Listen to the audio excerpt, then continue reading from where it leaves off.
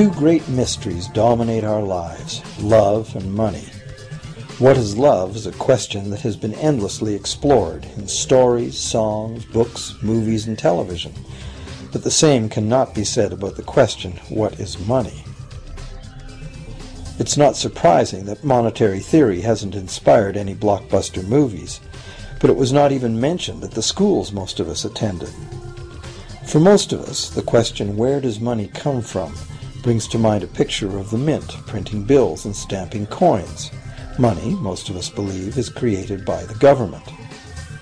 It's true, but only to a point.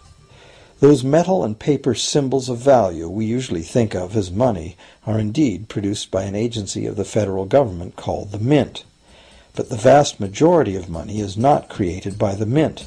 It is created in huge amounts every day by private corporations known as banks.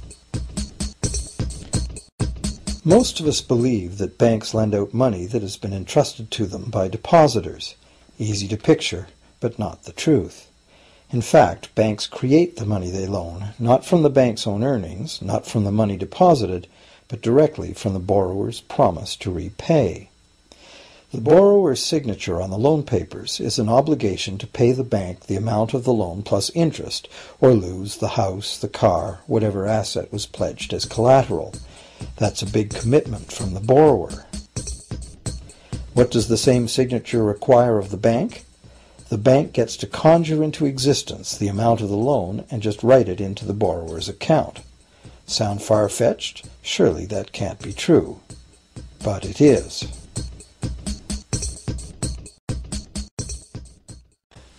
To demonstrate how this miracle of modern banking came about, consider this simple story, the goldsmith's tale. Once upon various times, pretty much anything was used as money.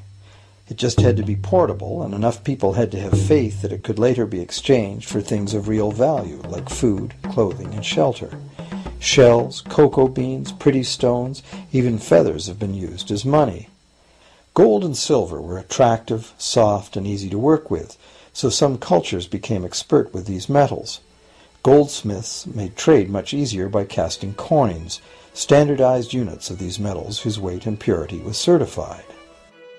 Well, to protect his gold, the goldsmith needed a vault, and soon his fellow townsmen were knocking on his door, wanting to rent space to safeguard their own coins and valuables.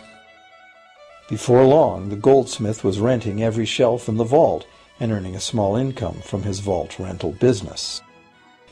Years went by, and the goldsmith made an astute observation.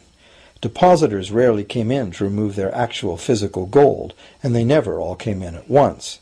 That was because the claim checks the goldsmith had written as receipts for the gold were being traded in the marketplace as if they were the gold itself.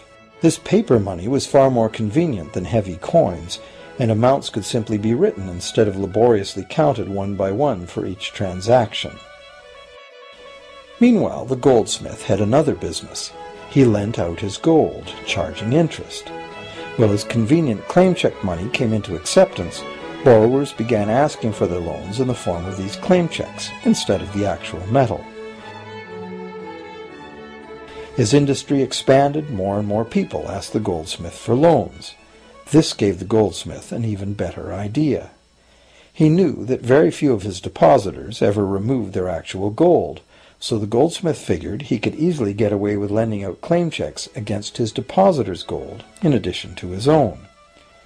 As long as the loans were repaid, his depositors would be none the wiser and no worse off, and the goldsmith, now more banker than artisan, would make a far greater profit than he could by lending only his own gold.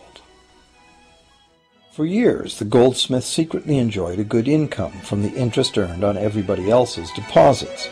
Now a prominent lender, he grew steadily richer than his fellow townsmen, and he flaunted it. Suspicions grew that he was spending his depositors' money. His depositors got together and threatened withdrawal of their gold if the goldsmith didn't come clean about his newfound wealth. Contrary to what one might expect, this did not turn out to be a disaster for the goldsmith.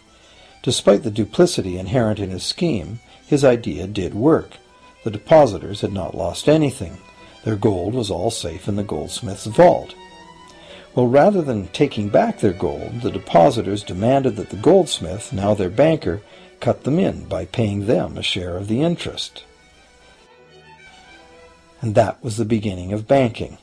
The banker paid a low interest rate on deposits of other people's money that he then loaned out at a higher interest. The difference covered the bank's cost of operation and its profit. The logic of this system was simple, and it seemed like a reasonable way to satisfy the demand for credit. However, this is not the way banking works today. Our goldsmith banker was not content with the income remaining after sharing the interest earnings with his depositors, and the demand for credit was growing fast as Europeans spread out across the world. But his loans were limited by the amount of gold his depositors had in his vault. That's when he got an even bolder idea. Since no one but himself knew what was actually in his vaults, he could lend out claim checks on gold that wasn't even there. As long as all the claim check holders didn't come to the vault at the same time and demand real gold, how would anyone find out? This new scheme worked very well, and the banker became enormously wealthy on the interest paid on gold that did not exist. The idea that the banker would just create money out of nothing was too outrageous to believe, so for a long time the thought did not occur to people. But the power to just invent money went to the banker's head, as you can well imagine. In time, the magnitude of the banker's loans and his ostentatious wealth did trigger suspicions once again. Some borrowers started to demand real gold instead of paper representations. Rumors spread. Suddenly, several wealthy depositors showed up to remove their gold. The game was up. A sea of claim check holders flooded the street outside the closed doors of the bank. Alas, the banker did not have enough gold and silver to redeem all the paper he had put into their hands. This is called a run on the bank, and it is what every banker dreads. This phenomenon of a run on the bank ruined individual banks and, not surprisingly, damaged public confidence in all bankers.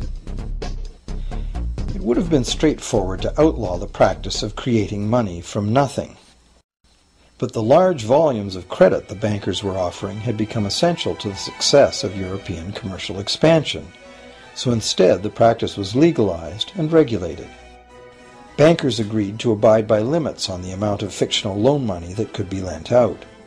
The limit would still be a number much larger than the actual value of gold and silver in the vault. Quite often the ratio was 9 fictional dollars to 1 actual dollar in gold. These regulations were enforced by surprise inspections. It was also arranged that, in the event of a run, central banks would support local banks with emergency infusions of gold. Only if there were runs on a lot of banks simultaneously would the banker's credit bubble burst and the system come crashing down.